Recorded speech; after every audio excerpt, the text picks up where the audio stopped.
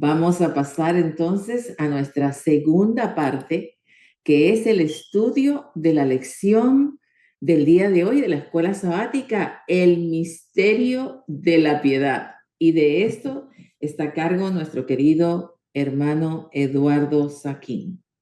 Eduardo, el tiempo es tuyo.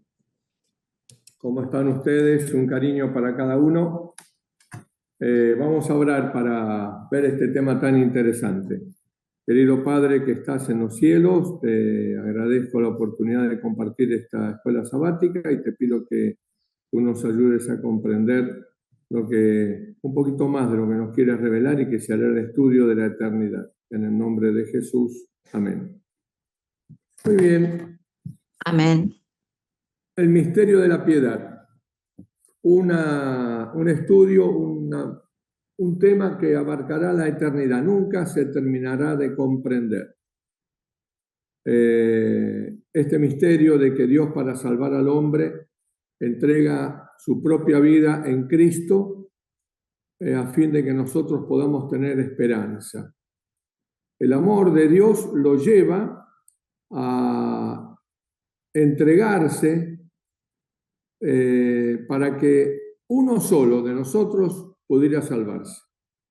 La página 446 y 447 del Deseado de todas las gentes, allí dice que un alma es más preciosa a los ojos de Cristo que el mundo entero, y que por un solo alma el Señor hubiera hecho semejante sacrificio. Ese alma sos vos, ese alma soy yo. Por eso tanto valemos ante los ojos de Dios. Capaz que nosotros no nos damos valor, quizás que hemos sido lastimados de chicos, hay personas que tienen traumas, que piensan que no valen, pero para Dios cada uno de nosotros es lo más importante que existe. Por eso Dios enviaría a todos sus ángeles si fuera necesario para salvarnos de algún tipo de situación. Gracias a Dios, con un solo ángel alcanza y sobra, pero Dios estaría dispuesto a hacerlo, ¿no es cierto?, si fuera realmente necesario. Tal es el valor que el cielo nos da. ¿Gracias a qué? Todo esto es un misterio. Por eso muy bien dice la escuela sabática que comprender, ¿no es cierto?, cita el texto, ¿no es cierto?, de Primera de Corintios 8:2, que dice: si alguno piensa que sabe algo, aún no sabe nada como debiera saber. Me hace acordar a una frase que mi mamá me repetía de chico, creo que dicha por un sabio o un científico: solo sé que no sé nada. Cuanto más estudiamos, más nos damos cuenta de que estamos en un tema que nuestra mente no puede penetrar. Apenas las poquitas migajas que nosotros recogemos en los textos bíblicos, en el Espíritu Profecía y en nuestras mentes son migajas comparado a lo que tenemos por delante. Recordemos que es el estudio de la eternidad. En Romanos 8:3, nos dice que estamos infectados por el pecado. Vos y yo estamos con un virus que no tiene humanamente solución. Nos lleva a la muerte a cada ser humano, que es el pecado. Por eso Dios odia el pecado, aunque ama al pecador. En Hebreos nos presenta la escuela sabática, ¿no es cierto? Dice algo muy interesante en el capítulo 2, versículo 14 al 18. Esto es muy interesante, capaz que usted se lo habrá preguntado, que Dios no socorrió a los ángeles. Y el N.G. de White explica por qué no hubo redención para los ángeles. Porque ellos pecaron en la misma presencia de Dios. Usted y yo nunca vimos a Dios.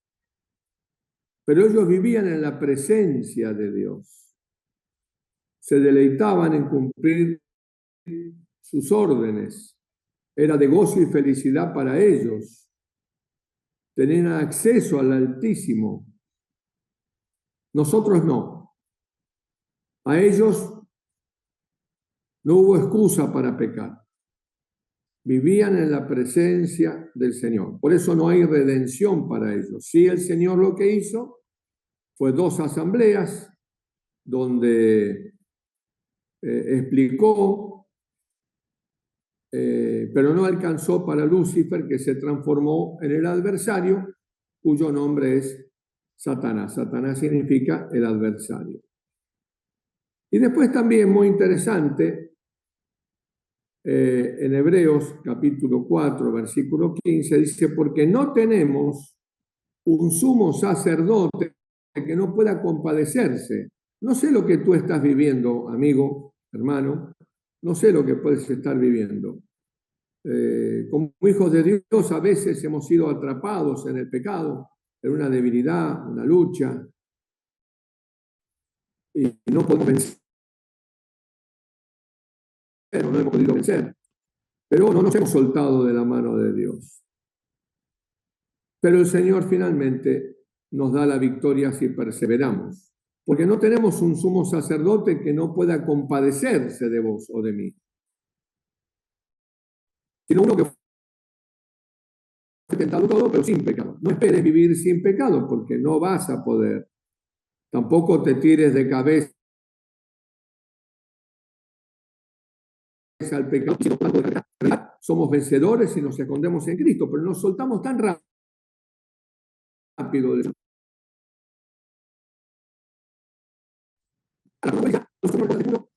y ya nos olvidamos. Perdón, ¿alguien quería preguntar algo? Hay interrupción en tu internet. Está fluctuando. No sé si estás usando ¿Mi internet? O en tu micrófono. Yo le escucho perfecto. Ah, bueno, entonces soy yo. No. Disculpa. Sigue, Eduardo. Muy bueno. Yo también escuché. Bueno, ¿me están escuchando bien la mayoría? Yo sí, pero no sé el resto. Se cortó, Bien. a mí también se cortó la transmisión, sí, se Está cortó. bien. Yo no escucho, estoy igual que Rosana, se entrecorta mucho. Es poco lo que se entiende. Sí, ahora sí se está entrecortando. Voy a entrar en el celular, perder ¿ahora qué? Ahora voy, estoy entrando. Prefiero que escuchen, aunque no me vean, pero prefiero que podamos compartir el tema. Ya estoy entrando y apago la computadora y me meto por el celular. Bueno, decía que tenemos ese sumo sacerdote que está ministrando hoy en el santuario celestial, ¿correcto? Para que nosotros podamos tener perdón, reconciliación, y hoy es la oportunidad, ¿no es cierto? Nadie sabe qué puede pasar mañana, nadie sabe eso. Lo que sí sabemos es que tenemos, gracias al Señor, tenemos la oportunidad de acercarnos a Él y poder obtener el perdón que con tanto gozo el Señor nos da, porque la palabra de Dios nos dice que Él se deleita en perdonar. Miqueas capítulo 7, versículos 18 y 19, son 2 textos preciosísimos que nos indican que Dios se deleita en perdonar. No es un fastidio, no es una carga. Él se deleita en perdonarnos. Miqueas 7, 18 y 19. A ver si ahora me escuchan acá. ¿Me escuchan mejor ahora? ¿Hola? Sí. Bien, perfecto. Bien, sigo entonces. El Señor se deleita en perdonarnos. Nosotros podemos encontrar en la palabra de Dios que no hay Dios como este, porque es el único Dios que existe en realidad. Y la escuela sabática no solamente nos enseña esto, la Biblia, sino que nos dice, como comenté antes, que tenemos un Jesús que experimentó las tentaciones, esa tentación que tenés vos, esa tentación que tengo yo. Jesús la experimentó, por lo menos el principio de la tentación. Porque uno puede decir, pero Jesús no tenía televisión, Jesús no había, no sé, boliches bailables, pero el principio de la tentación es el mismo en toda la historia. Viene disfrazado de otra manera. Y Jesús enfrentó cada una de ellas, pero sin pecado. Él quiere regalarte lo que se llama justicia imputada. ¿Qué es la justicia imputada? Es la imagen, sería alguien que ve al lado suyo, alguien que está desnudo en una noche de frío, se saca su sobretodo y lo cubre con su sobretodo, para que no tenga frío. Ahora él va a tener frío, pero le brinda el sobretodo a la persona necesitada.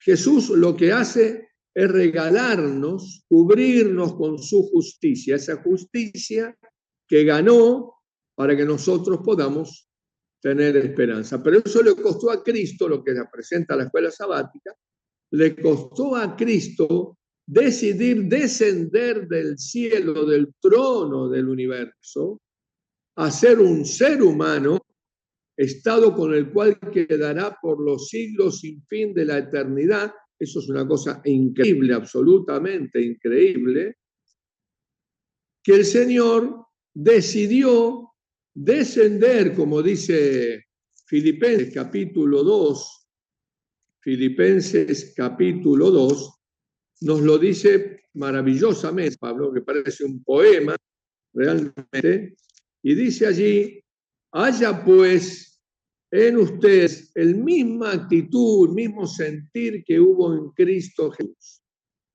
el cual siendo forma de Dios, no estimó el ser igual a Dios como cosa que aferrarse. No dijo, no, yo soy Dios, ellos son criaturas, las hago aparecer y creo personas nuevas. No, porque cada uno de nosotros, cada ser humano que existió y que existe y que existirá, es lo más precioso para Dios. Si no, a alguna madre que me esté escuchando, que tenga 3, 4 hijos, ¿a cuál de los 4 entregaría? A ninguno. ¿A cuál de los 3 o 4 sacrificaría? A ninguno. Cada uno tiene un valor para esa mamá. Son distintos, pero no hay otro igual que ese. Para Dios no hay otro igual que vos, no hay otro igual que yo. Por lo tanto, somos de sumo valor y que no se cambia. El Señor entregó a Cristo por tu vida y entregó a Cristo por mi vida. Entonces, cuando uno mira esto y lee y dice, hayan ustedes la misma actitud para con aquel que está en una condición menor, aquel que tiene necesidad, aquel que necesita un abrazo, que necesita una palabra. No pasemos de largo.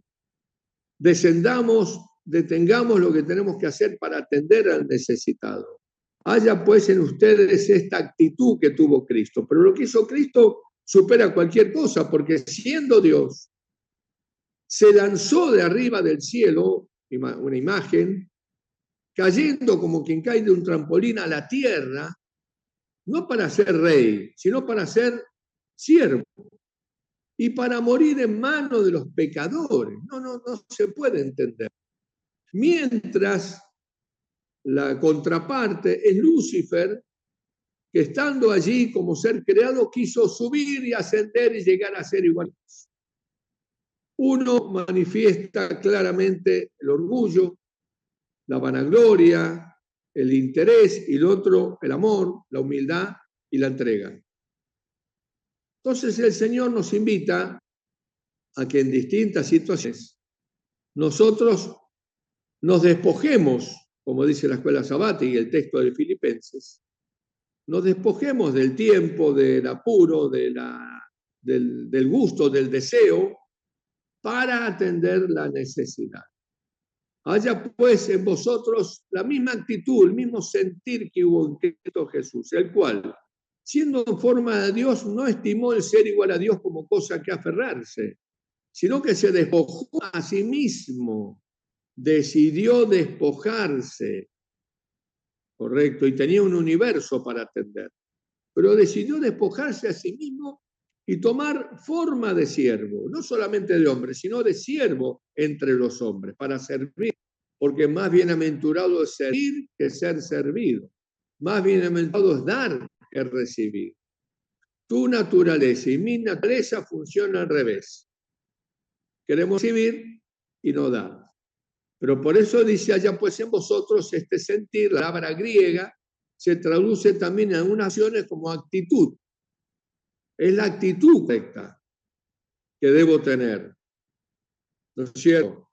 Y dice entonces el versículo, sino que despoja de sí mismo, tomando forma de siervo hecho semejante a los hombres que están en condición de hombre, se humilló.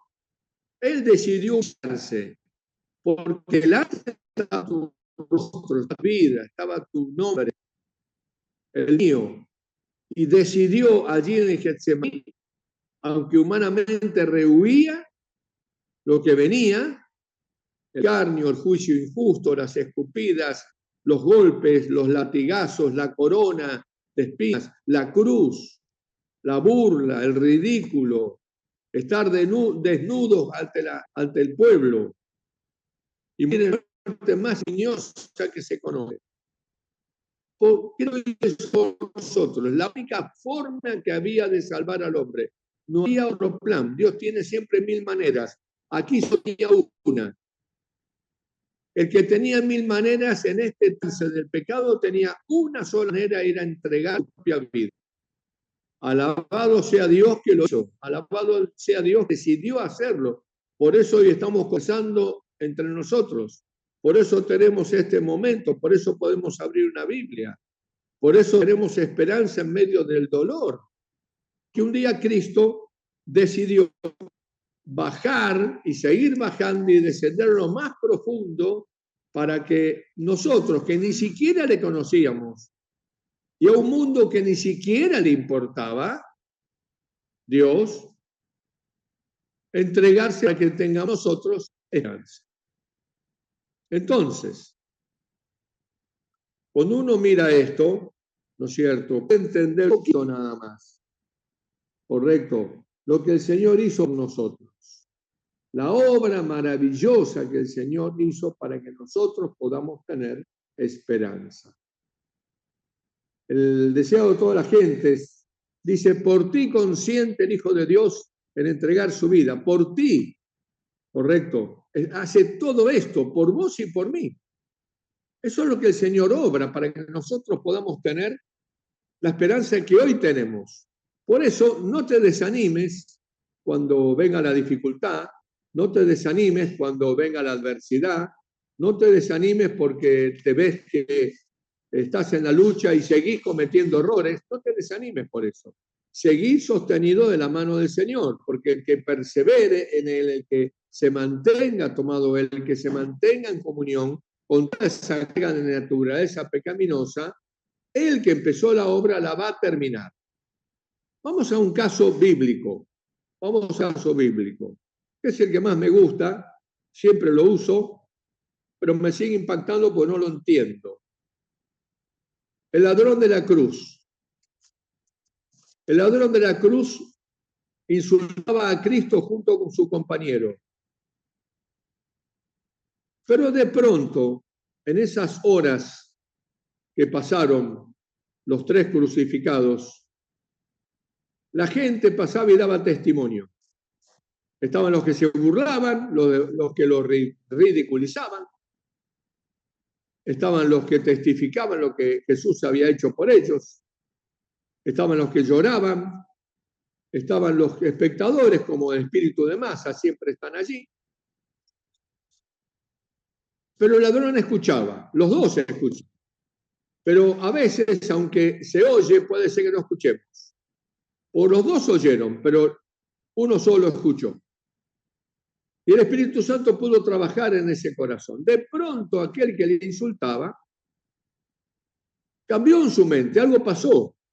El linaje de Juárez dice que la cadena de eslabones se fue entrelazando y comprendió que quien estaba ahí, en ese silencio, frente a las burlas, a los ataques que recibía al pie de la cruz, no respondía absolutamente nada.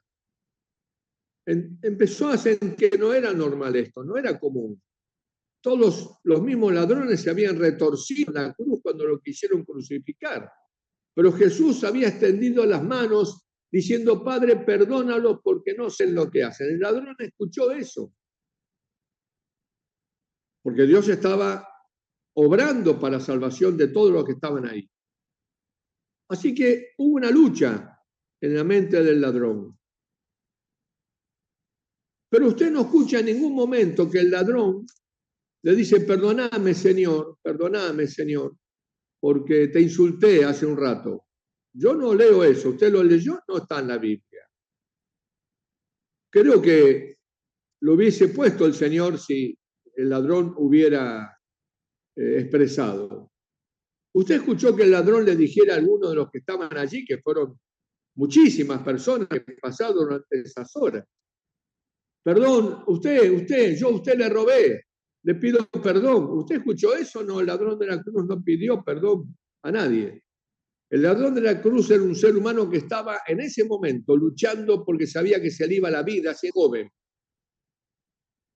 Y el proceso pasaba en su mente que no lo conocemos, salvo lo dice la Biblia y el Espíritu de profecía. Era un mar de pensamientos donde comenzaba a sentir algo distinto en su interior que quien estaba al lado de él no era común. Hasta que el Espíritu Santo logró abonar los pensamientos y se dio cuenta que se esperaba un Mesías, eso lo había escuchado. ¿Y no sería este el Mesías? Y de pronto comprendió que el que estaba crucificado al lado de él era el Mesías. Y entonces, en esa desesperación de aquel que va a perder la vida en un corto tiempo, se atreve a decir algo que nos sorprende a todos. Señor, acuérdate de mí cuando vinieres en tu reino. Elena G. de Juárez dice que se hizo un silencio sepulcral porque todo el mundo quería escuchar la respuesta. Los que estaban al pie de la cruz para echar suerte sobre la ropa y la túnica de Jesús, hicieron silencio y contuvieron la respiración. Querían escuchar qué le iba a decir, qué se le puede decir, qué piensa usted. Eso depende de cuánto conozca a Dios usted. Porque normalmente en situaciones así, nosotros los que nos decimos que estamos en el camino, etcétera, etcétera, decimos, no, pero este hombre nunca diezmó. No, pero este tendría que devolver los diezmos. Acuérdense de Zaqueo, sé lo que dijo. Devolveré 4 veces lo que robé. Y Jesús ahí le dijo, hoy ha llegado la salvación a tu casa. Este primero tiene que devolver todo lo que robó. Pero hoy, en todas las horas, a ninguno le pidió perdón por haberle robado. ¿O será que se dio la casualidad que ninguno de los que fue robado por él vino a esta escena del Gólgota? Lo insultó a Jesús, pero nadie escuchó que le pidió perdón. Y ahora se atreve a decir, acuérdate de mí cuando vengas en tu reino. Bueno, la respuesta la conocemos. De cierto te digo hoy, estarás conmigo en el paraíso. Eso es justicia imputada, querido hermano. Eso es la gracia que el Señor dio al ladrón de la cruz y la gracia que te quiere dar a ti y me quiere dar a mí. El misterio del amor, el misterio de la piedad. Es misterioso, ¿no es cierto? Es incomprensible. Bueno, es como funciona. Otro detalle más, que ya lo he dicho, pero lo repito, porque de esto no nos podemos cansar de meditar. El acto de salvar al ser humano fue un acto de injusticia. Dios, que es justo, para salvar al ser humano tiene que crear una injusticia. ¿Cómo? Sí, le pregunto, ¿es justo que el justo pague por el injusto? Usted va a responder que no. Por supuesto que no es justo que el justo pague por el injusto. Pero Cristo fue justo.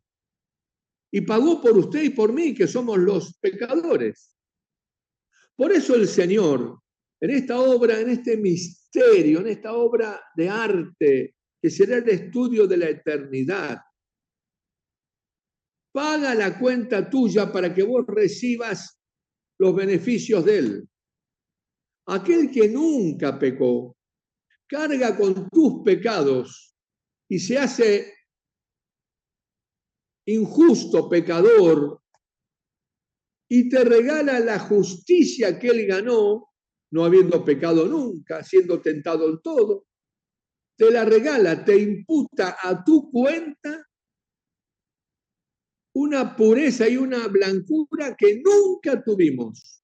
El ladrón entrará al cielo como si nunca hubiera pecado, porque cuando el Padre lo vea, no va a ver al ladrón, va a ver a Cristo en el ladrón.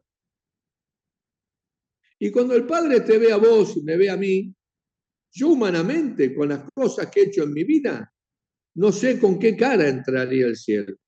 Pero cuando leo estas cosas y entiendo, correcto, es por la gracia de Dios. No solamente el Señor nos dona, sino que nos va a transformar para poder entrar al cielo. Y todos entraremos con la convicción de que somos dignos de entrar por Cristo. Por Cristo. Querido hermano, querido amigo, tenemos que meditar en estas cosas más. Tenemos que dejar que nuestra mente piense más en este tema que será el estudio de la eternidad. Porque pasarán los siglos de la eternidad. Seguiremos profundizando en estas cosas. Y sin embargo, nunca llegaremos a comprenderlo plenamente. Y quiero terminar con una escena que va a pasar en el cielo y que la cuenta Zacarías, capítulo 13, versículo, Zacarías 13:6 creo que es, o 6, no, 13:6. Zacarías 13, versículo 6. Imagínese usted en uno de esos valles, flores, que cuenta la Biblia y el Espíritu profetiza. Allí en un lugar, quizás, yo me imagino sentado, no sé si habrá banco, habrá algún lugar donde sentarse, pero un lugar sentado, me imagino. Está el Señor Jesús, se acerca a alguien, lo mira y de pronto le pregunta, ¿qué heridas son esas en tus manos? Usted no le va a preguntar eso, porque ya sabemos por qué tiene las manos con cicatrices. Pero al cielo van a llegar muchas personas, dice el Espíritu de Profecía y Romanos capítulo 2, que no conocieron a Dios, pero vivieron de acuerdo a lo que el Espíritu Santo pudo imprimir en sus mentes. Y entonces conocerán al Señor cuando venga. Y algunos de ellos quizás, u otros que ahora no voy a explicar porque se va el tiempo, le preguntarán, Señor, ¿qué heridas son esas en tus manos? Ya los pecadores no existen, fueron eliminados, la tierra está transformada, estamos viviendo, ¿no es cierto?, en esta tierra nueva.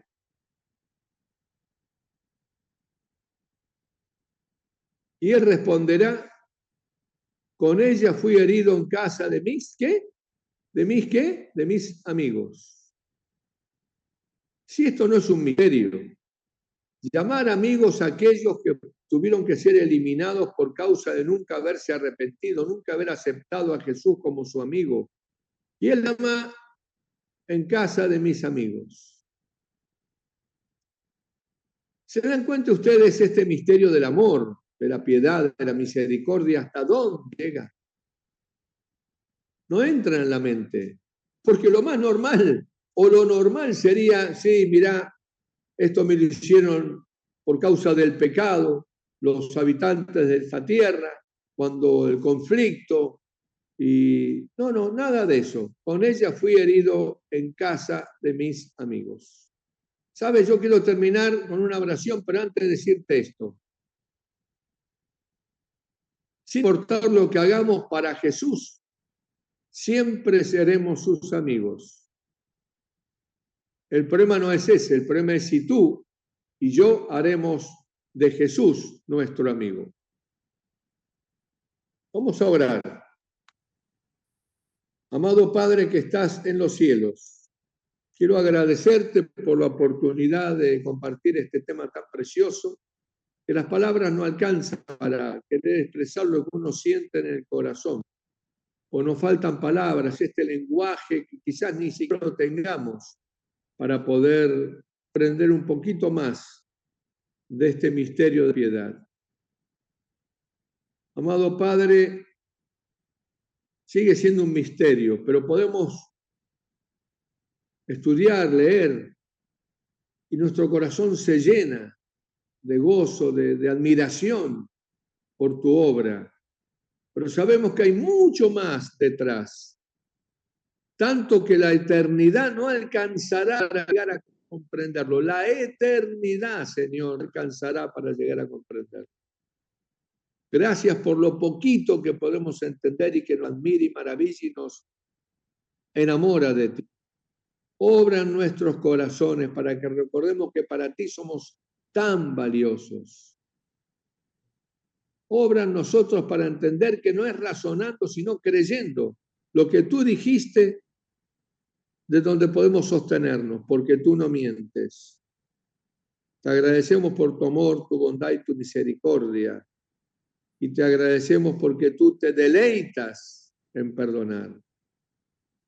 Obra en nuestros corazones para que seamos atraídos a ti a través del Espíritu Santo, decidiendo cada día tomar un momento para meditar en este tema, el misterio de la piedad.